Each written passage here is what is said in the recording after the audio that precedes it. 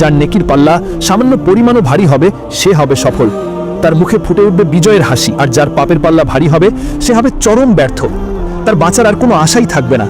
সে বুঝতে পারবে তার ঠিকানা কোথায় হতে চলেছে। এরপর এমন কিছু পাপী থাকবে যারা তাদের আমলনামা দেখে আল্লাহর সাথে তর্ক করতে শুরু করবে। তারা বলবে, হে আল্লাহ, আমি তো এই পাপ করিনি, এই ফেরেশতারা হয়তো ভুল লিখেছে। তখন আল্লাহ তাদের মুখ বন্ধ করে দেবেন, তাদের মুখ সেলাই করে দেওয়া হবে। আপনার জিহ্বা সেদিন নীরব থাকবে, কিন্তু আপনার শরীরের অঙ্গ প্রত্যঙ্গ কথা বলতে শুরু করবে। আপনার হাত কথা বলবে, হে আল্লাহ, আমি সাক্ষ্য দিচ্ছি এই ব্যক্তি আমাকে দিয়ে চুরি করিয়েছিল, আমাকে দিয়ে হারাম জিনিস স্পর্শ করিয়েছিল, আমাকে দিয়ে অন্যের উপর জুলুম করিয়েছিল। আপনার পা সাক্ষ্য দেবে, হে আল্লাহ, আমি সাক্ষ্য দিচ্ছি এই ব্যক্তি আমাকে ব্যবহার করে পাপের ঘরের দিকে হেঁটে গিয়েছিল, আমাকে ব্যবহার করে হারাম জায়গায় গিয়েছিল।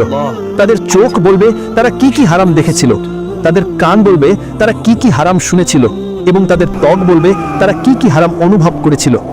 সেদিন লুকানোর মতো আর কিছুই থাকবে না, নিজের শরীরের অঙ্গই হবে নিজের সবচেয়ে বড় শত্রু। अल्लाह जो इस वीडियो को शेयर करे उसकी जिंदगी इबादत और मोहब्बत से रोशन कर दे।